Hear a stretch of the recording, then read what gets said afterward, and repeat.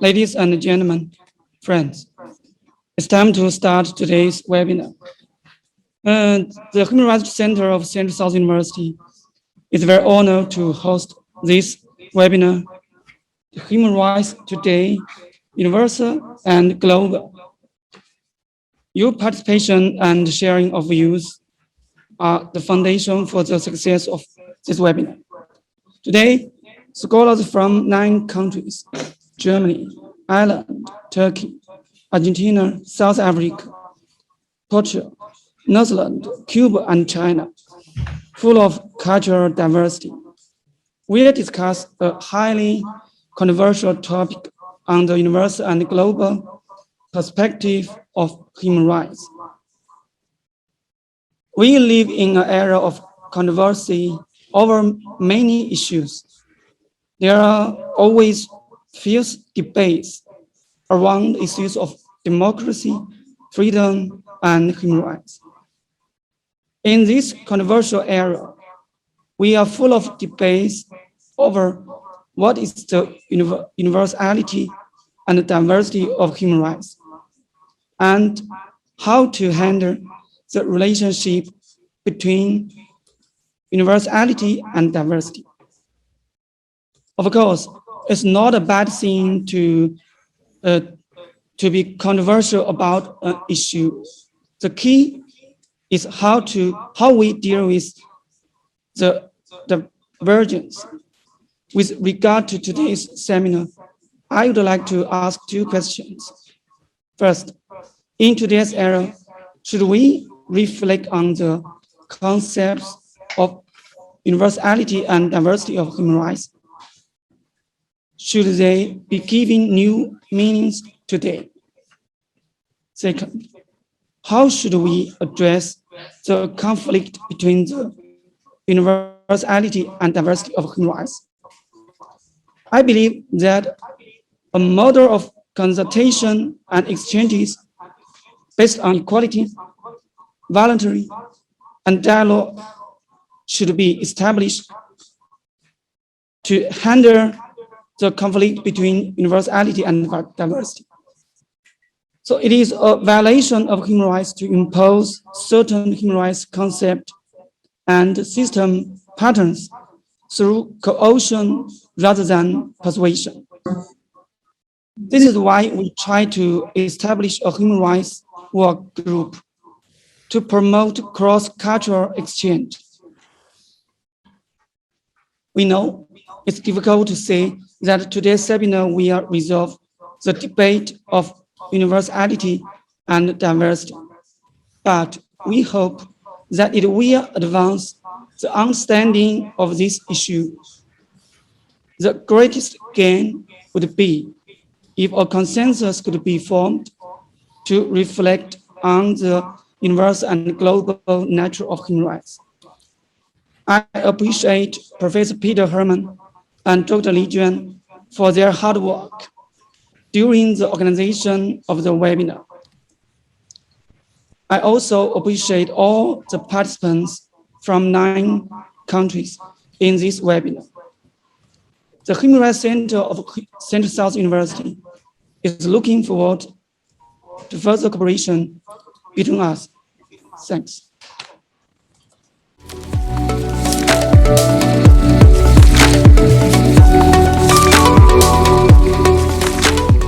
Thank you, Professor Mao, for your excellent opening speech, and thank your team for organizing this wonderful event. It is my great pleasure to be here and be able to meet up with all of our distinguished guests, experts, and friends coming from all parts of the world. Thank you all for being here. We know that this is the China side event of the 49th session of the United Nations Human Rights Council, and this year's event is particularly overshadowed by the global pandemic and most recently, the Ukraine crisis. The side event of UN Human Rights Council is always somewhere to discuss all aspects of human rights in a comprehensive way. So we have on the agenda topics covering the diversified perspectives that are important with regard to achieving the objectives of human rights today. But before we dive deeper into the topics, please allow me to kindly remind you that the event is recorded and will be made public. If anybody disagrees with it during the session, please let us know. It is also planned to publish some kind of proceedings of this event with updated information on our website. To keep the audience attention and for everyone to enjoy the meeting, please note that the chat function should not be used extensively in order to avoid people being distracted from the said. You are welcome to raise questions, share your comments or views in the panel discussion, where there will be time reserved for our audience to freely exchange your views with our participants. So the underlying theme of our conference is actually, just as what Professor Mao has said, an open question for academic debate. Is our human rights today universal and global? As we know, the Universal Declaration of Human Rights, since its adoption in 1948, has been there for nearly 3/4 of a century. However, much has changed over the time span. With the rapid development of digitalization and artificial intelligence, the means of production has changed. Also, in light of the evolving globalization and changing geopolitical settings, the role and function of the nation state is also changing. It is time to revisit the human rights underlined in the Universal Declaration of Human Rights, which are deemed as universal and global. The floor will soon be given to our distinguished speakers with diversified perspectives, strong points of view, and compelling credentials to discuss on this interesting topic. So the first speaker we have with us today is our Honorable Professor Peter Herman from the Central South University Human Rights Center, who is also a member of the European Academy of Science and Arts. He will be presenting a keynote speech today on the theme of our conference. Welcome, Professor Herman. Please have the floor.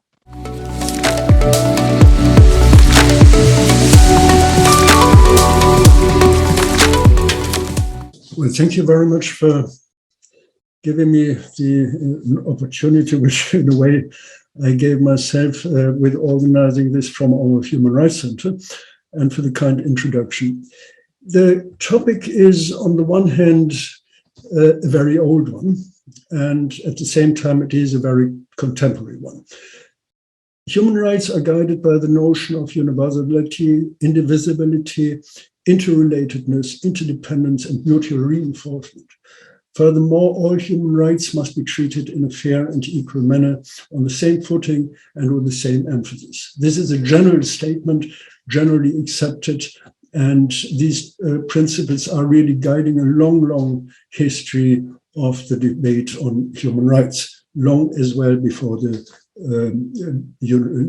Universal Declaration of Human Rights had been elaborated and presented.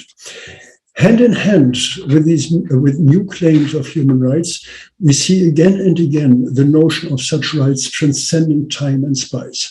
So whenever we have a debate on this, it is said, this is universal, this is not for today, and it is not for here and now, but it is a general issue. The claim that they would be universal and global. My presentation will frame the event by setting the scene, highlighting some ambiguities of the general claims. Wrapping it up in form of a thesis, I may say, while human rights have to refrain from politics, we should not forget that they are highly political. They are reflecting the polity as it exists and as we want to have it, our understanding of what society we want to live in, society nationally and globally.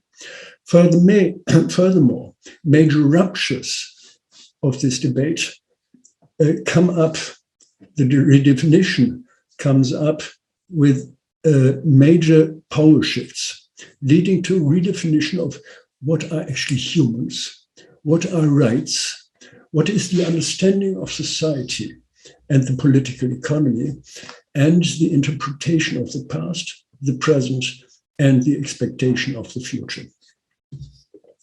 We may remember, I said we have a long debate on this. We may remember to mention but a few of the following reflections formulating predecessors of human rights as we understand them today. 1215, the Magna Carta, protecting church and crown, juridification, meaning setting things into law, and the beginning of a habeas corpus act. 1689, the Bill of Rights, limiting the rights of the crown, civil rights being defined for the first time, like freedom of speech, prohibiting the prohibition of cruel punishment, and confirming that Protestants can have arms, meaning criticizing the predominance of the Catholic Church. 1789, Déclaration des droits de l'homme et du citoyen, the Declaration of Rights of Man and the Citizen. Seeing rights as natural, universal, inalienable. Nul homme ne peut être accusé, arrêté, ni détenu que dans le cas déterminé par la loi. No person should be accused, arrested, or imprisoned without, except in those cases established by the law. A new understanding. And it was ensuring the taxation could only be raised by common consent. 1791, Thomas Paine's Right of Man. And importantly, 1792, Mary Wollstonecraft, a vindication of the rights of women, emphasizing equality of men and women, thus claiming the independence of women and underlining the importance of education. A new input. One can see that in all these cases, the socioeconomic terms changed. One can say that in the societal economic terms, this happened a long process of developing and ensuring enclosure, reflecting not least the ideas of John Locke and his emphasis of the natural right to property, reflecting as well the emergence of individuals sui generis and the modern state. Montesquieu, for instance, presenting this. The documents mentioned are only a small selection of statements and disputations, and it is a really long process of establishing this modern capitalism.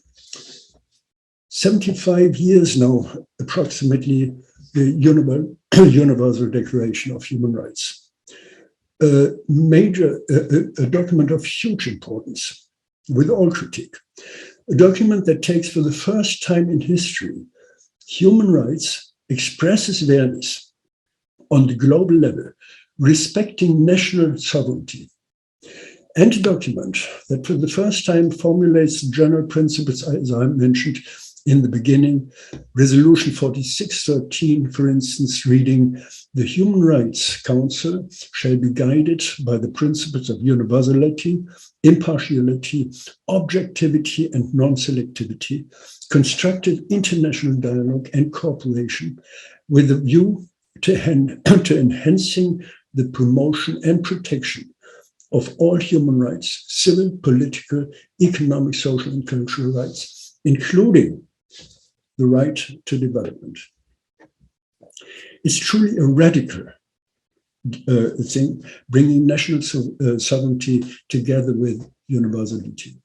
And it still remains in the same way of thinking as the previous reflections, suggesting a specifically defined understanding of what humans are and who belongs to humanity and who is allowed to claim rights. A very obvious shift that is from the Declaration of Citizens' Rights to human rights. And still, certain groups are not accepted, not fully accepted.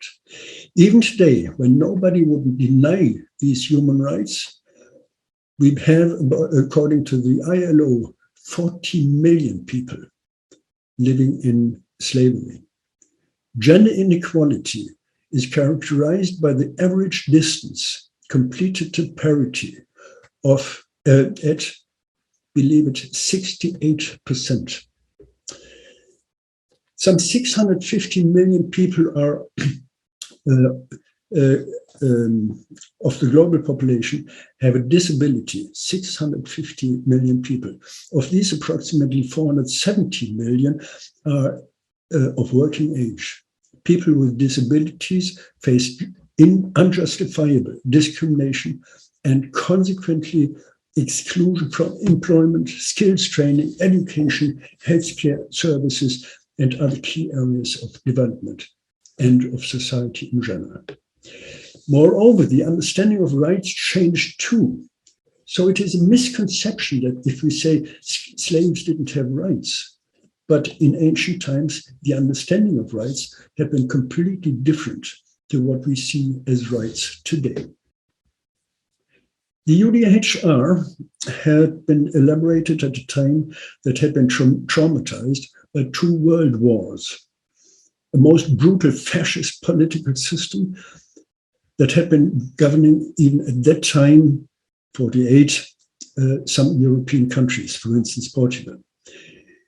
But as well, an uncontested supremacy of the capitalist model of a competitive mode. With this, the strategy of externalization of costs, colonialism, and the Cold War that had been already lurking. Colonialism was just beginning to be overcome. Today, what about the former colonies? The countries at the periphery of the world system, the so-called threshold countries. The power of global corporations, the loss of the common weal, and the loss of the common weal. What about the right to participate and the need for presidential effectiveness? About individuals and their interest in privacy in a world of digital and artificial intelligence, and the equal interest in being integrated in society. What about today? The rights, the question of rights of women, of children, and a different understanding of who has rights. Nature claiming its rights, as we see in the recent developments of climate change, where we have huge developments, dangerous developments, not only measured by the emission, but as well by disasters of fires, of floods, of storms. These are some questions brought up anew with the pandemics, but only as such being focus of our attention and being a matter as well of a long process. I think that we have to consider in revisiting human rights. I hope that this is a little bit of introduction for the further debate, and we have to debate it. There is no clear answer yet that we can simply present a new declaration. Do we need a new declaration? Can we change what we have? In which way should we move on? Thank you for your attention.